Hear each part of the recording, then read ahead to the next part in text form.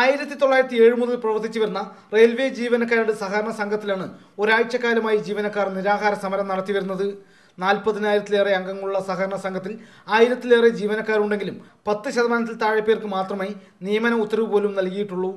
ഇവിടെ ഞങ്ങൾക്ക് ഒരു അപ്പോയിൻമെന്റ് ഓർഡർ എന്ന് പറഞ്ഞ സംഭവം ഇല്ല.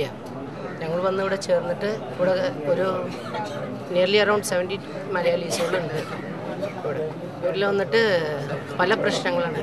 അതായത് സ്ഥലം മാറ്റങ്ങൾ, പിന്നെ ജോലിന് ഹറാസ്മെന്റ്. കഴിഞ്ഞ മാസം സൂചനാ സമരം നടത്തിയ ജീവനക്കാരോട് അവരുടെ ആവശ്യങ്ങൾ അംഗീകരിക്കുന്നുവെന്ന് മാനേജ്മെന്റ് പറഞ്ഞെങ്കിലും പിന്നീട് അതിന് തുടർച്ചയുണ്ടായില്ല.